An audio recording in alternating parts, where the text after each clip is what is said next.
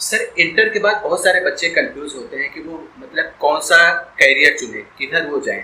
मैं यहाँ पे आपसे एक जानना चाहता हूँ कि जैसे बहुत सारे बच्चे कंप्यूटर सीखना चाहते हैं, कंप्यूटर या आईटी क्षेत्र में अपना कैरियर बनाना चाहते हैं, तो आपके हिसाब से कौन कौन से ऐसे कोर्सेज उनके लिए बेनिफिशियल हो सकते हैं अगर वो आईटी में अपना कैरियर आजमाना चाहते हैं? सर देखिए, अगर कौन से शॉर्ट टर्म कोर्सेज, कौन कौन से लॉन्ग टर्म कोर्सेज सरकारी नौकरी के लिए या प्राइवेट जॉब के लिए, तो कंप्यूटर कौन कौन से कोर्सेज बेहतर होते हैं, थोड़ा इसके बारे में मार्गदर्शन करें। तो देखिए, सबसे पहले तो मैं आपको धन्यवाद देना चाहता हूं और व्यूअर्स को नमस्कार करना चाहता हूं।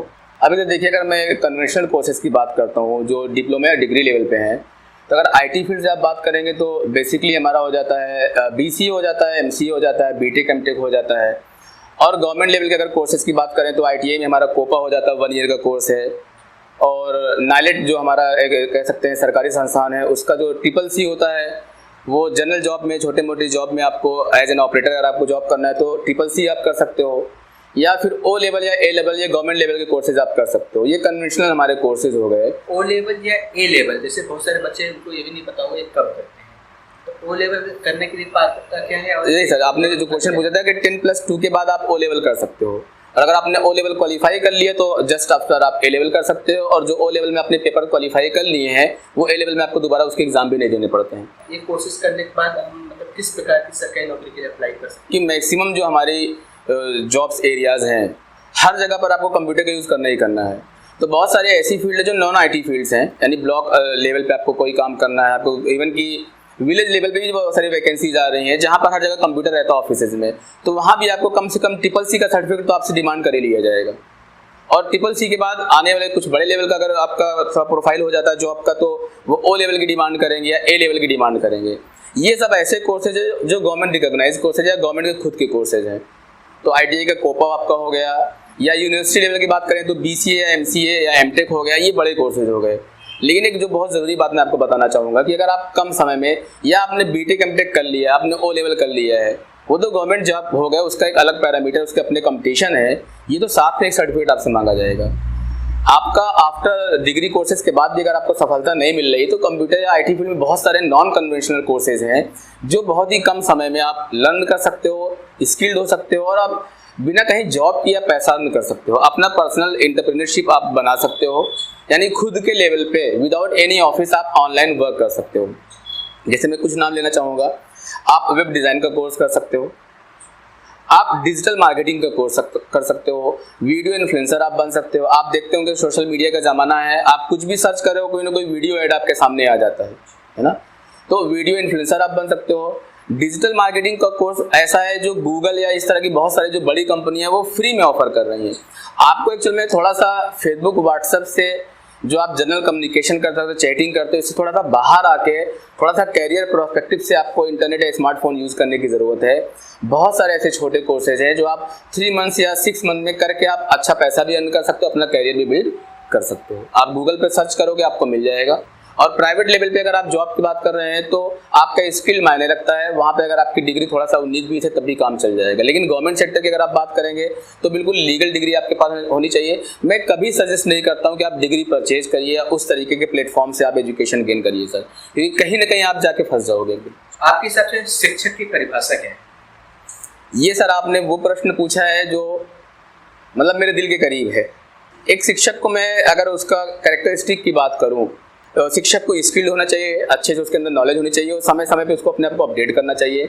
दूसरा जो मोस्ट इम्पॉर्टेंट बात है, शिक्षक को हमेशा ये याद रखना पड़ेगा कि वो उसका रोजगार या पैसा कमाने का साधन मात्र नहीं है, वो बच्चे को संस्कार देगा, बच्चे को लिटरेट करेगा। एक शिक्षक अगर अपने स्टूडेंट को इस नज़रिए से देख रहा है कि वो हिंदू है या मुस्लिम है, वो किस कास्ट से बिलोंग कर रहा है, वो हमारे कोचिंग का बच्चा है या नहीं है, वो मेल या फीमेल है, यानी किसी भी तरह का अगर आपने उसके ऊपर इस तरीके से बैरियर देखा और उस हिसाब से कोई फीलिंग आपके अंदर आई तो समझ लीजिए कि मैं आपको शिक्षक की कैटेगरी से कम मैं आपको बाहर करता हूँ। आपका स्टूडेंट आपका बच्चा है, उसके लिए जितना बेहतर आप कर सकते हो वो करो। उससे आप फीस ले रहे हो ठीक है, वो आपका एक रोजगार हो सकता है, लेकिन उसको आप अच्छी एजुकेशन दो, बिना इस बात को ध्यान दिए कि वो किस कास्ट, रिलीजन, सोसाइटी से बिलोंग कर रहा है। मोस्ट इंपॉर्टेंट बात सर, जो एक अध्यापक, एक टीचर होता है, उसे एक रोल मॉडल होना चाहिए सर, क्योंकि जो स्टूडेंट है वो अपने टीचर को जब एक रोल मॉडल के रूप में एक्सेप्ट कर लेगा तभी उस टीचर की पूरी उपयोगिता बच्चे के लिए सिद्ध हो पाएगी। आप देखिए कि हमारे जो APJ अब्दुल कलाम साहब थे, हमारे जो डॉक्टर सर्वपल्ली राधाकृष्णन जी थे, जिनके नाम से हम लोग शिक्षक दिवस मनाते हैं, तो वो एक रोल मॉडल है पूरे शिक्षक जगत के लिए। तो मैं ये कहना चाहूँगा कि हमारा जो अध्यापक है वो अपने स्टूडेंट के लिए एक आदर्श रोल मॉडल हो, उसका जो संस्कार है, उसका जो कैरेक्टर है, वो एक रोल मॉडल के रूप में होना चाहिए। अगर उसमें बहुत सारी कमी हमारा स्टूडेंट देखता है तो उसका एजुकेशन सिस्टम सर गड़बड़ हो गया, वो गेन नहीं कर पाएगा। अगर शिक्षक से वो संतुष्ट नहीं, उसके कैरेक्टर से संतुष्ट नहीं है, तो वो अच्छी एजुकेशन नहीं ले पाएगा। तो हमें हमारे शिक्षक को हमेशा ये बात याद रखनी चाहिए कि वो समाज के लिए आदर्श बने, तब वो अपने बच्चों को अच्छा एजुकेशन दे सकते हैं। बच्चे अपना कैरियर सिलेक्शन कैसे करें और सफल कैसे? जो एक्चुअल में कैरियर सिलेक्शन का पैरामीटर है हमारा बच्चों का, वो बड़ा अजीब सा है। हम लोगों से इन्फ्लुएंस हो रहे हैं, हमें नहीं पता है कि जो हम कैरियर सिलेक्ट कर रहे हैं उसमें हमें जाके काम क्या करना है। हमें नहीं पता है कि हम उस काम को करके संतुष्ट रहेंगे या नहीं रहेंगे। आप सर एक सर्वे कर लीजिए, हमारी बात मानिए कि जितने भी लोग कहीं ना कहीं जॉब कर रहे हैं, कोई ना कोई प्रोफेशन में है, आफ्टर रिटायरमेंट या जब पूरी उनकी लाइफ खत्म हो जाती है, तो उसमें से मैक्सिमम लोग आपको ये बोलेंगे कि वो शायद गलत फील्ड में जॉब कर रहे थे, वो अपनी निजी ज़िंदगी से, अपने वर्क से कभी संतुष्ट नहीं थे। कैरियर सिलेक्शन का जो पहला पैरामीटर है, हर बच्चे को अपनी स्किल, अपना इंटरेस्ट, अपनी कैपेबिलिटीज़, अपने फैमिली का फाइनेंशियल कंडीशन, ये सारी चीज़ें अच्छे से एनालाइज करना चाहिए। देन एक सही कैरियर सेट करना चाहिए। हमें दोस्तों से, लोगों से, समाज से, सोसाइटी से प्रभावित नहीं होना है। वरना हो क्या रहा है सर आज की डेट में, हर बच्चा B.Ed की तरफ भाग रहा है, हर बच्चा B.Tech कर रहा है, हर बच्चा BCA कर रहा है, हर बच्चा M.Tech कर रहा है, और एक क्राउड है सर, आप देखिए एक बड़ी भीड़ है। हम उस भीड़ का एक पार्ट बन जा रहे हैं। क्यों? क्योंकि वी आर जस्ट फॉलोअर। हमें अपना खुद का नहीं पता है हमने ये कैरियर क्यों सिलेक्ट किया। लोग कर रहे हैं तो हमने ये सिलेक्शन कर लिया। इसमें हमारे जो एलिमेंट्री लेवल के जो टीचर्स हैं, यानी बच्चा का क्लास 4th में है, 5th में है, वो 9th 10th में है, तो उसके टीचर की जिम्मेदारी होती है, उसकी गार्जियन की जिम्मेदारी होती है कि उसका टाइप ऑफ माइंड वो समझे, चूज़ करे, उसके हिसाब से उसको सजेस्ट करे। एक अच्छी कैरियर काउंसलिंग होनी चाहिए, तो बच्चा अपने मेंटल टाइप के हिसाब से, अपनी कैपेबिलिटीज़ के हिसाब से एक अच्छा कैरियर सेलेक्ट करे। इसमें बच्चे की भी जिम्मेदारी है सर। बच्चा जो 4-5 घंटे व्हाट्सएप चैटिंग पे देता है, फेसबुक पे देता है, रिलीजियस कमेंट पे दे रहा है, उसको भी ये चाहिए। मैं आपको सर बताऊँ, अबव 50,000 के ऊपर कैरियर्स हैं। हम नाम कितने जानते हैं? 10 या 20। जैसे मैंने नाम लिया ना, वीडियो इन्फ्लुएंसर हो गया, डिजिटल मार्केटिंग हो गया। आप किसी भी एक डिपार्टमेंट में चले जाइए या किसी भी एक यूनिवर्सिटी की आप वेबसाइट ओपन कर लीजिए, उसमें आप देखिए कि IT से रिलेटेड कितने कोर्सेज हैं, मेडिकल से रिलेटेड कितने कोर्सेज हैं, इंजीनियरिंग से रिलेटेड कितने कोर्सेज हैं। आपको एक यूनिवर्सिटी की साइट पे कम से कम 200-250 कोर्सेज मिल जाएंगे। तो पहले आप ये जानिए कि आपका टाइप ऑफ इंटरेस्ट क्या है, फिर उस इंटरेस्ट के कितने कोर्सेज हमारे पास हैं, और सारे रिसोर्सेज आपके पास हैं सर। एक इंटरेस्ट आपका होना चाहिए सही कैरियर सिलेक्शन करने का। तो हमारा जो ऑनलाइन मीडिया है वो भी आपको सपोर्ट करेगा। तो आप अपने इंटरेस्ट के हिसाब से आप फील्ड सेट करिए, फिर उसके रिगार्डिंग आप कॉलेज सेट करिए, दिन आप अच्छे से स्टडी करिए, गोल आप पहले सेट करिए। अक्सर आजकल देखा जाता है कि बच्चों के साथ में वो उनके पास प्लान भी रहता है नहीं। तो प्लान ए उनका है कि उनको मतलब पढ़ाई कर लें, सरकारी नौकरी अगर पाने, अगर सरकारी नौकरी पाने में असफल रहे तो कोई छोटा मोटा धंधा या फिर बिजनेस की तरफ मुख करते हैं। अभी जैसे कि आपने कहा कि अगर एक बच्चा ध्यान दे तो लगभग 50,000 से ज़्यादा कैरियर ऑप्शन है। और अभी आपने डिजिटल मार्केटिंग, ऐसे बहुत सारे इंटरेस्टिंग मतलब कोर्सेज बताया। अभी बहुत सारे लोग इनके बारे में भी नहीं जानते। जी सर। तो सबसे पहले तो हमें ये पता होना चाहिए कि जॉब और बिजनेस के अलावा भी बहुत सारे कैरियर ऑप्शन हैं। क्योंकि इंग्लिश में एक कहावत है कि money and happiness is freeware but it will go towards who will set their antenna according. Right sir. एक आपके हिसाब से शिक्षा का असली मतलब क्या है? शिक्षा का मतलब, अगर हम आज के परिप्रेक्ष्य में बात करें, आज के संदर्भ में बात करें, तो हम में से जितने भी लोग हैं उन्होंने एजुकेशन को मात्र एक टूल बना के रख दिया है नौकरी हासिल करने का और पैसे कमाने का। ये एजुकेशन का मतलब नहीं है। अगर हम एजुकेशन को सही संदर्भ में देखेंगे, आंकेंगे, तो एजुकेशन का मतलब होता है सही में डेवलपमेंट ऑफ माइंड। आपके माइंड का विकास हो। डेवलपमेंट ऑफ माइंड का मतलब भी आप वहाँ से मत रिलेट करिए कि आप एक अच्छी नौकरी हासिल करने में सक्षम हैं और आप अच्छा पैसा अर्न कर सकते हैं। डेवलपमेंट ऑफ माइंड का मतलब होता है कि आप जिस परिवार से संबंधित हैं, आपका जो सोसाइटी है, जो समाज है, उससे आप साथ में कैसे लेके चल पा रहे हैं, आप अपने निजी संबंधों को कैसे निभा पा रहे हैं, और जो आपने एजुकेशन गेन किया है, जो लिटरेसी आपको मिली है, उसका यूज़ आप अपनी लाइफ को, अपने रिलेशंस को, अपनी सोसाइटी समाज को बेटर बनाने के लिए कैसे कर रहे हैं। शिक्षा का मतलब ये होता है, अगर आपकी शिक्षा आपको ये नॉलेज नहीं दे पा रही है कि आपकी जिम्मेदारियां क्या हैं, आपकी रिस्पॉन्सिबिलिटीज़ क्या हैं, तो मेरी नज़र में आप लिटरेट हैं, आप साक्षर हैं, आप शिक्षित नहीं हैं। तो शिक्षा का मेन मतलब होता है आपका विजडम जो फीलिंग है वो डेवलप हो, सही गलत का आपको नॉलेज हो, फिर ये भावना आपके अंदर हो कि आपके राइट्स तो हैं, लेकिन उन राइट्स के अलावा आपकी रिस्पॉन्सिबिलिटीज़ क्या है। और आप जिस तरीके से हम ब्लेम करते हैं कि सरकार हमारे लिए कुछ नहीं कर रही है, सरकार कोई काम नहीं कर रही है, सोसाइटी कोई काम नहीं कर रहा है, तो ये अगर हमें देखना आ जाए कि हम अपने समाज के लिए, अपने स्टूडेंट के लिए, अपने परिवार के लिए क्या कर रहे हैं, आने वाले भविष्य में हम उनके लिए क्या छोड़ के जाएंगे, तो ये रिस्पॉन्सिबिलिटी अगर हमारे अंदर आ गई, पॉजिटिव वर्क करने की क्षमता हमारे अंदर आ गई, और जो हमारी दिक्कतें हैं, जो कुछ माइनस नेगेटिव पॉइंट सोसाइटी या समाज में है, उनसे डील करने की, उनको टैकल करने की क्षमता अगर हमारे अंदर आ गई, तब सही अर्थों में हम शिक्षित हैं, वरना हम सिर्फ लिटरेट हैं, केवल साक्षर हैं। सफलता का किस दृष्टि से देखते हैं?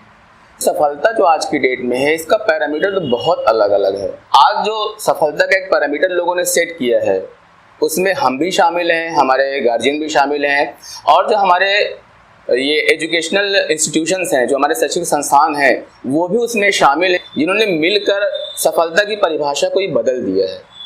सफलता का मतलब क्या होता है आज की डेट में? किसी भी तरीके से जॉब हासिल कर लो, किसी भी तरीके से आप पैसा हासिल कर लो, और अगले का गला काट के आप सफलता हासिल कर लो। तो सफलता का मतलब रियल में ये सब नहीं होता है। सफलता का मतलब ये होता है कि हमारे कुछ अपने जो नैतिक सिद्धांत हैं, क्या उन सिद्धांतों को लेकर हम चल पा रहे हैं? क्या हम सक्षम हैं कि जो मॉरलिटी हमारी है, जो नैतिकता हमारी है, उसे हम लेके चल पा रहे हैं? हमें बड़ा बनने के लिए अगले को छोटा दिखाने की ज़रूरत नहीं है, तब हम अपने आप को सफल कह सकते हैं। हमने जो अपनी शिक्षा ग्रहण की है, जो स्किल हमने गेन किया है, उसका हम अपने परिवार के लिए क्या इस्तेमाल कर रहे हैं, हम अपनी सोसाइटी के लिए क्या इस्तेमाल कर रहे हैं, हम समाज को क्या दे पा रहे हैं, ये है हमारी सफलता।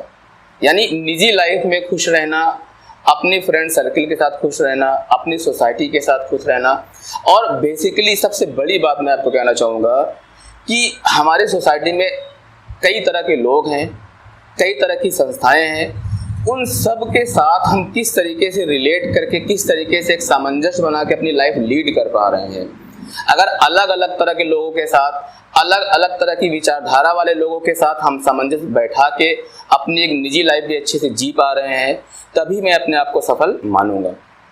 एक अच्छी नौकरी का होना, एक अच्छा घर होना, एक अच्छी गाड़ी होना, ये सफलता का पार्ट हो सकता है, ये आपके निजी एसेट्स हो सकते हैं, लेकिन ग्लोबल संदर्भ में अगर हम बात करें तो सफलता का मतलब होता है कि किसी का नुकसान किए बिना अपना फ़ायदा कर लेना, किसी को नीचा दिखाए बिना अपने आप को बड़ा कर लेना, अपने मौलिक सिद्धांतों से समझौता ना करना।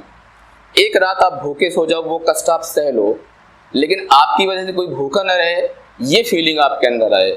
तो सफलता का मतलब ये होता है कि बिना गलत काम किए बिना ईश्वर ने हमको जो भी दिया है उसको ग्रहण कर लेना, सारी जिम्मेदारियों का निर्वहन करते हुए अपने आप को आगे बढ़ाना, नेगेटिव बातों का रोना नहीं रोना है, उनको कैसे सॉल्व करना है, ये भावना लाना, ये विजडम पैदा करना अपने अंदर, ये है सफलता। सफलता का मतलब कोई एक पीक पोजीशन को पा लेना नहीं होता है। चलते रहना, और चलते रहने का तरीका क्या है जिसमें एथिक्स हमारा मेंटेन रहे और गलत काम हम ना करें, इसके साथ चलते रहना ही सफलता है। बिल्कुल सर, सही आपने कहा। आज के समय में सफलता का पूरा मतलब बदल गया है। आज के समय में लोग साधन संपन्न होना, बस यही सर, यही हमें ध्यान देना है। ज्यादातर लोग जब साधन संपन्न हो जाते हैं तो वो स्वयं को सफल मानने लगते हैं। लेकिन जब तक आपके दुश्मन पीठ पीछे लोग आपकी प्रशंसा नहीं करते, तब तक आप सफल नहीं कह सकते कि आप। आज का जो एजुकेशन सिस्टम है, इस पे आप कुछ कहना चाहेंगे? अगर हम आज के परिप्रेक्ष्य की बात करें तो हमारा जो पूरा एजुकेशन सिस्टम है उसके 3 स्तंभ है मेन, हम कह सकते हैं। एक तो हमारा स्टूडेंट हो गया जो एजुकेशन लेने जा रहा है सर, दूसरा हो जाते हैं हमारे पेरेंट्स या गार्जियन जो हमें उसमें सपोर्ट करते हैं, और तीसरा जो हमारा मेन पिलर है, मोस्ट इंपॉर्टेंट कह सकते हो, हमारे जो एजुकेशनल इंस्टीट्यूशंस हैं, जो हमारे शैक्षिक संस्थान हैं, ये तीनों मिलकर हमारा रचना करते हैं, पूरा हमारा एजुकेशन सिस्टम की रचना करते हैं। सबसे पहले हम बात करना चाहते हैं अपने स्टूडेंट पर। आज की डेट में जो हमारा स्टूडेंट है वो एक्चुअल में एजुकेशन लेना नहीं चाहता, या सही शब्दों में एजुकेट होना नहीं चाहता है। हमारे पास भी बहुत सारे लोग आते हैं कि सर मुझे सिर्फ सर्टिफिकेट चाहिए, सिर्फ डिग्री चाहिए, पैसा कितना लगेगा। आप सोचने की बात है, अगर आप उस डिग्री से अगर आपको नौकरी भी मिल जाएगी तो वही होगा ना कि आपका बनाया हुआ पुल एक हफ्ते के अंदर टूट जाता है। जो आपका शिक्षक है, जो एक मजबूत स्तंभ माना जाता है समाज बिल्ड करने का, डेवलप करने का, उसकी हालत आप देख लीजिए, वो एक बाजारू चीज़ बन के रह गया है। तो जो हमारा स्टूडेंट है उसको ये सोचना पड़ेगा कि नौकरी हासिल करना, पैसा कमाना एक अलग पार्ट है और एजुकेशन गेन करना एक अलग है। ये हमारी लाइफ जीने के तरीक़ों को चेंज करता है, ये सिर्फ पैसा कमाने का एक साधन नहीं है। तो हमारे स्टूडेंट को अपना टारगेट, अपना गोल इस नज़रिए के साथ भी सेट करना चाहिए कि उन्हें क्या काम करने में इंटरेस्ट है, वो क्या काम अच्छे से कर सकते हैं। यानी उनका जो कैरियर सिलेक्शन है वो अच्छे से होना चाहिए। और उनका कॉलेज या स्कूल में एडमिशन लेने का मतलब डिग्री और नौकरी के साधन के साथ साथ नॉलेज गेन करना भी होना चाहिए, जो कि आज स्टूडेंट के बीच से निकल रहा है। दूसरे जो हमारे स्तंभ हैं, हमारा परिवार, हमारा फ्रेंड सर्किल, हमारा सोसाइटी समाज, वो आज हमारे स्टूडेंट के दिमाग को बहुत बुरी तरीके से डिस्टर्ब कर रहा है, डाइवर्ट कर रहा है। वो बच्चों के दिमाग में बचपन से ये बात डाल रहा है कि एजुकेशन का मतलब सिर्फ पैसा कमाना है, एजुकेशन का मतलब एक अच्छी नौकरी, एक अच्छी कार, यही रह गया है। पीसीएस रैंक का अधिकारी आज शादी में दहेज मांगता है, उसके बाद पैसे की कमी नहीं है, लेकिन शुरू से हमारे एजुकेशन सिस्टम ने, हमारे गार्जियन ने उसके दिमाग में यही फीड किया है कि एजुकेशन का मतलब पैसा कमाने का साधन। बच्चे का इंटरेस्ट कहीं और जा रहा है, वो बहुत अच्छा कर सकता है किसी और फील्ड में, वो एक अच्छा डॉक्टर बन सकता है, लेकिन आप उसको इंजीनियर बनाना चाहते हो। आप कभी असफल हुए थे तो वो असफलता आप अपने बच्चे के द्वारा सफल करना चाहते हो। आप नहीं कर पाए वो काम, लेकिन आप बच्चे से वो काम कराना चाहते हो। एक्चुअल में हर बच्चे का जो मेंटल लेवल नहीं कह सकता, मैं टाइप कहना चाहूँगा। आप सोचिए एक कंपटीशन आपको कराना है, एक मछली है, एक घोड़ा है और एक हाथी है। उनमें अगर आप कंपटीशन कराते हैं कि पानी में कौन तेजी से तैर सकता है, तो कौन जीतेगा? मछली जीतेगी। अगर आप ये कंपटीशन करेंगे तेज सड़क पे कौन दौड़ेगा, तो घोड़ा जीतेगा। तो हम अपने बच्चे में हाथी, घोड़ा, मछली अपने विजन से क्यों खोज रहे हैं? हम अपने बच्चे की काउंसलिंग करें, उसका टैलेंट किधर है, वो किस फील्ड में अच्छा कर सकता है, हम उसको उस फील्ड में भेजें ना। हम अपने सपने को उसके अंदर क्यों जीना चाहते हैं? तो गार्जियन को ये चाहिए कि बच्चे को पहली बात तो ये सिखाए कि एजुकेशन, सफलता, ये सब इंटर रिलेटेड हैं, लेकिन जो उनका सही परिप्रेक्ष्य है वो होना चाहिए। एजुकेशन में हम बच्चे के लिए ऐसा पैरामीटर सेट कर दे रहे हैं जो वो नहीं कर सकता है, क्योंकि उसका इंटरेस्ट दूसरा है, उसका टाइप ऑफ माइंड अलग है। हम उसको गलत फील्ड में डाल दे रहे हैं, फिर उसके ऊपर रिस्पॉन्सिबिलिटीज डाल दे रहे हैं। और आप सुसाइड केस देख लीजिए, बड़े बड़े कोचिंग संस्थान के बच्चे कितना सुसाइड कर रहे हैं, क्योंकि हमारा जो एजुकेशन सिस्टम है उन पे एक अननेसेसरी बर्डन या बोझ डाल रहा है। चलिए मान लिया कि मैंने बच्चे ने अपना गोल सेट कर लिया, गार्जियन भी अच्छे निकले, समझदार निकले, उन्होंने बच्चे को एक वही गोल दे दिया कि आपको यही करना जो आप चाहते हो। उन्होंने समझ भी लिया एक बच्चा किस टाइप का है। अब बच्चा जाता है एजुकेशनल इंस्टीट्यूट में जहाँ पर उसको शिक्षा ग्रहण करनी है, वहाँ की हालत अब देख लीजिए। वहाँ पर तो नंबर ऑफ हेड काउंट्स होते हैं कि how many admission we have gain, हमने कितने एडमिशन ले लिए हैं। पॉलिटेक्निक आप ले लीजिए, आज के डेट में कुछ लोगों को मेरी बात बुरी लग सकती है क्योंकि मैं खुद देख रहा हूँ, मैं उसका पार्ट हूँ, मैं जानता हूँ। पॉलिटेक्निक हमारे हो गए, ITIs हमारे हो गए, टेक्निकल इंस्टीट्यूशन हमारे हो गए, उनका पूरा फोकस है एडमिशन लेने पर। बच्चा अगर हमारे पास आ रहा है, वो एक भारी भरकम फीस दे रहा है, हम उसको डरा रहे हैं, हम उसको डरा रहे हैं कि आप ये नहीं करोगे, आप पास नहीं हो पाओगे, तो आप लाइफ में कुछ नहीं कर सकते हो। एक एग्जाम पास करने से हमने उसका पूरा पैरामीटर, उसका पूरा हमने मेंटल सेटअप डिसाइड कर लिया। हमने ये ध्यान भी नहीं दिया कि बच्चे का टाइप ऑफ माइंड अलग है। तो हमने बच्चे को नंबर पे पूरा केंद्रित कर दिया। जो हमारे अध्यापक हैं, जो हमारे इंस्टीट्यूट है, बच्चों को नापते हैं नंबर के आधार पे, वो जज करते हैं सिर्फ मार्कशीट के आधार पे। तो उसका अपना पर्सनल स्किल क्या है, उसको कैसे निखारना है, इस पर किसी को फोकस नहीं होता है। तो कैरियर सिलेक्शन से लेके हमारे जो गार्जियन है, उनका जो सहयोग है, जो कोऑपरेशन है, वहाँ से लेकर हमारा जो एजुकेशन सिस्टम है, जो हमारे संस्थान है, इनका जो काम करने का तरीका है वो टोटल कमर्शलाइज हो गया है। बच्चों पर अननेसेसरी बर्डन है, उनको गलत फील्ड में डाल के उनको अच्छा अचीव करने का टारगेट दिया जा रहा है। ये बहुत गलत हो रहा है, इसमें बहुत सुधार की ज़रूरत है। और ये सुधार बच्चों के गोल सिलेक्शन से लेके हमारा जो समाज है उसमें एक फीलिंग लानी पड़ेगी कि पढ़ाई का मतलब, एजुकेशन का मतलब एक बड़ी नौकरी ही नहीं होता है। बहुत सारे अवसर हैं, बहुत सारी चीज़ें हैं जो बिना नौकरी के भी आप बहुत अच्छा प्लेस बना सकते हो सोसाइटी में। ये कॉन्सेप्ट लाना पड़ेगा हमें। बच्चों को नंबर के आंकड़े से, पास फेल के आंकड़े से, इन सब से बाहर निकालने की ज़रूरत है। उसको नेचुरली नॉरिश करना है, उसे नेचुरली हमें उसका माइंड डेवलप करना है, उसको उस डर से बाहर लाना है। डर से बाहर आ जाएगा तो बहुत अच्छा कर सकता है, वो उस फील्ड में भी अच्छा कर सकता है। एक बहुत मैं इंपॉर्टेंट बात कहना चाहूँगा सर कि जैसे स्कूल हमारा हो गया, अध्यापक हमारे हो गए, मैं देखता हूँ कि एक हमारा जो अध्यापक है वो बच्चों को उस बात के लिए पीटता है कि बच्चा उसकी कोचिंग में नहीं जाएगा, दूसरी कोचिंग में जा रहा है। ये हमारा एजुकेशन सिस्टम आज का हो चुका है। एक बच्चे को हम सिर्फ इसलिए पीट रहे हैं क्लास में, जब मतलब बहाने से पीट रहे हैं कि दूसरी कोचिंग में जा रहा है। ये क्या, ये एजुकेशन है? अगर ऐसे एजुकेशन सिस्टम में हम बच्चे को छोड़ देते हैं तो हम क्या कर रहे हैं अपने बच्चों के साथ? ये हमें सोचना पड़ेगा, हमारे अध्यापक को भी सोचना पड़ेगा कि शिक्षा को सही रास्ते पे लेके आए, वरना हर बंदा लिटरेट हो जाएगा। सोसाइटी हमारी सुनने और समझने में लगेगी पढ़ी लिखी सोसाइटी है, लेकिन जो सोसाइटी केसेस हैं, जो लूट खसोट जिस तरीके से चल रहा है, ये बढ़ता चला जाएगा सर। एजुकेशन सिस्टम ही हमारे पूरी सोसाइटी समाज का पूरा बेस होता है, इस पर बहुत फोकस करने की ज़रूरत है। सर आपके हिसाब से ऑनलाइन एजुकेशन या ऑफलाइन एजुकेशन में किसको आप बेहतर मानते हैं? सर आज जो बहुत बढ़िया प्रश्न आपने पूछा है आज के संदर्भ में कि जो हमारा ऑफलाइन एजुकेशन सिस्टम है सर, इसका कोई अल्टरनेट नहीं है। अभी पिछले क्वेश्चन में मैंने आपको बताने की कोशिश की थी कि एजुकेशन का मतलब सिर्फ स्किल्ड होना नहीं है। एजुकेशन का मतलब होता है कि how to behave with the society, how to behave with the people.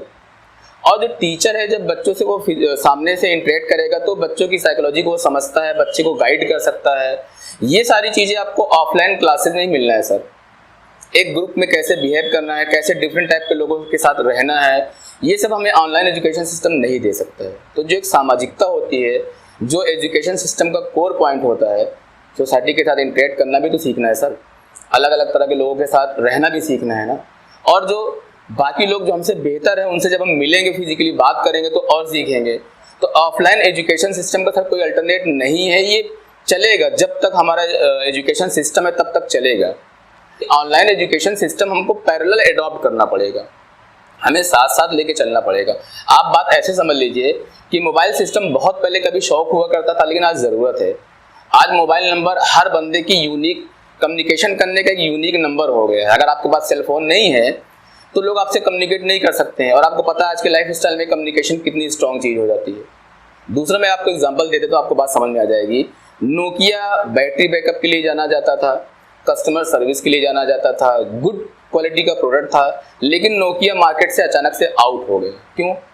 क्योंकि उसने समय की ज़रूरत को नहीं समझा। उसने ये नहीं समझा कि जो हमारे एप्लीकेशंस हैं, जो हमारे गेम्स हैं, वो बड़ी स्क्रीन पर चलने वाले हैं। स्मार्टफोन का ज़माना है, वो उसी बात को लेके बैठे रह गए कि हमारा बैटरी बैकअप स्ट्रांग है, कस्टमर हमारे मतलब हम पर बिलीव करता है, हमारा जो इक्विपमेंट है वो बहुत ही हाई क्वालिटी का है, वो सब कुछ गुड है। लेकिन समय की ज़रूरत क्या थी? लार्ज स्क्रीन, हाई डेफिनेशन का कैमरा, लोगों को ऑनलाइन क्लासेस भी उस पर लेनी है। तो जो हमारा ट्रेडिशनल सिस्टम है उसमें कोई बुराई नहीं है, but we have to upgrade that system. तो ऑफलाइन सिस्टम को हम ऑनलाइन सिस्टम से जोड़ के वहाँ पे कंपैरिजन नहीं करना है, हम अपने ऑफलाइन सिस्टम को और स्ट्रांग बना रहे हैं ऑनलाइन सिस्टम को इंटीग्रेट करके। तो हमें इंटीग्रेशन की ज़रूरत है सर, हमें कंपैरिजन की ज़रूरत नहीं है। हमें ऑफलाइन सिस्टम के साथ ऑनलाइन प्लेटफॉर्म को सपोर्टिव सिस्टम के रूप में